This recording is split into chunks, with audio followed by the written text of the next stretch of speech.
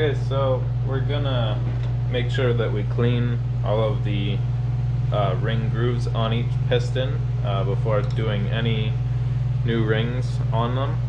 So the oil control ring is usually a bit thicker than your compression rings.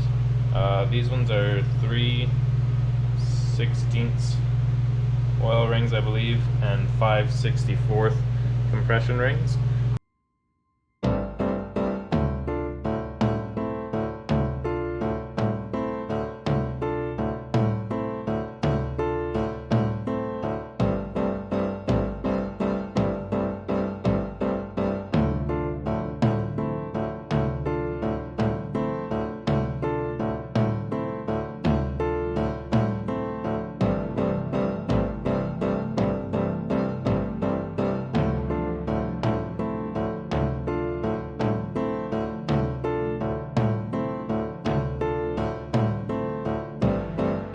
So before you go installing any piston rings or pistons into the engine, it's a good idea to make sure it is very, very clean. So after you've done your honing process and any other stuff you may have touched on the engine, you want to wipe it all out, wash it with like soapy water, hot soapy water, and then you want to wipe it dry, and you want to make sure that when you clean it, that when you try a rag in there, you come out with a clean rag.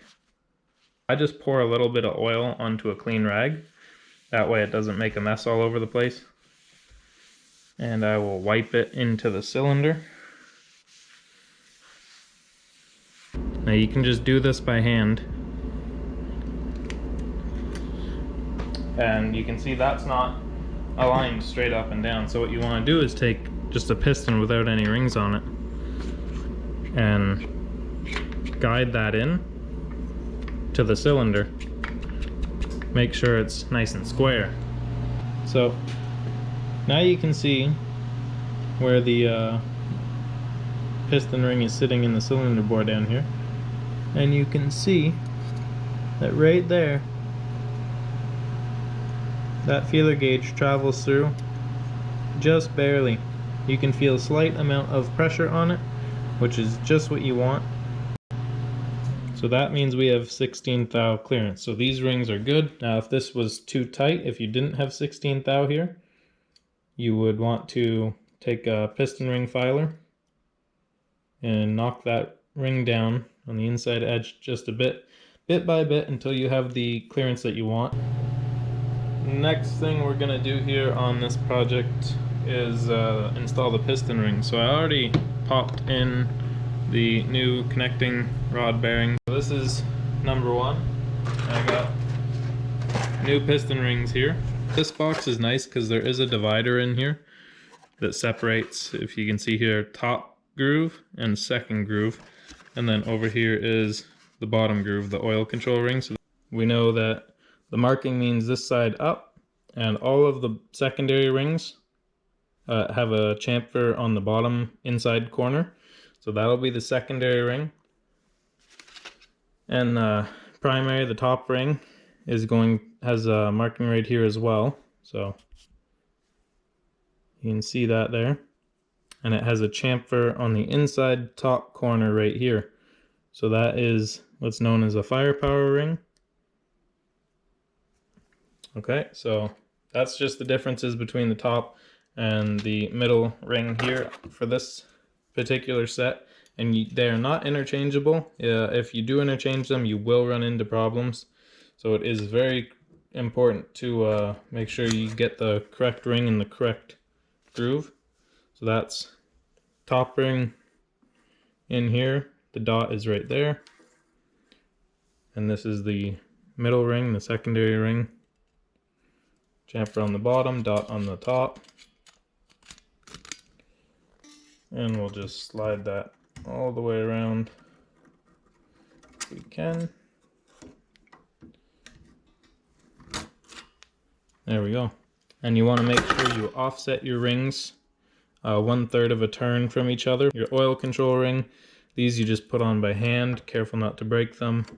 So what I like to do is just start with one side, get it worked past both of those, slot it down in, Now the oil control ring is special. It cannot have a gap behind where the separation is. If I can find that separation again. I've lost it. This gap right here cannot be in a hollow spot of the piston, so there's a hollow groove right here. It cannot go there. It will have to go somewhere solid, like right here, where there is a solid portion behind where the ring sits. And they have a black coating on both sides. That's just like a anti-wear coating. So these also just slip on by hand. What you want to do is just get it started on one side and work its way down all the way around. Feel free to move your piston rings around as much as you can. Get this one down to the bottom groove. Make sure it's seated all the way around. Turns freely. And you want to have this gap right here for that lower ring, and for this upper ring, this gap here has to be an inch away from the oil control ring gap. So I've got the oil control ring gap there, and I will offset this one as well. We'll start it right there. It's easy enough just to start it 1 inch away and then work its way around the piston.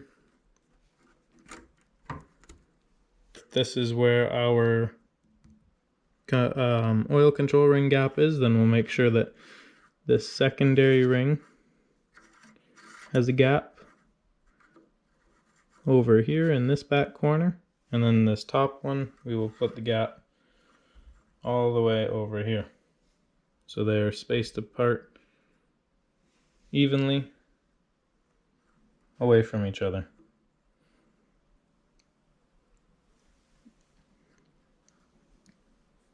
There we go, and that's how you install the new piston rings.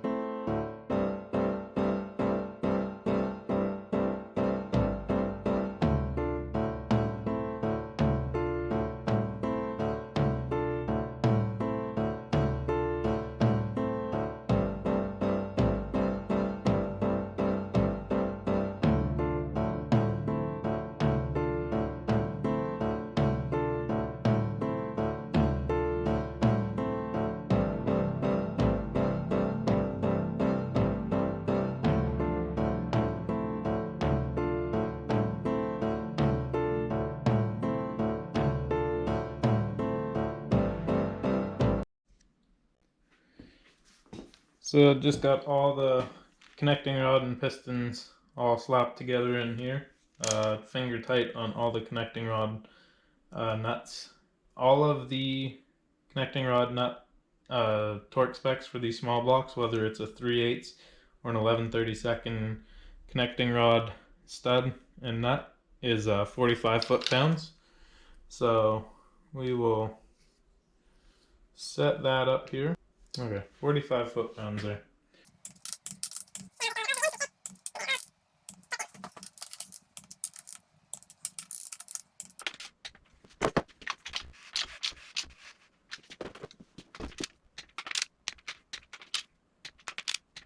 Make it a little bit manual. Put it all during fast. See? This is why you gotta get over it a couple times. So you don't end up with a rod nut and just screwing that rope.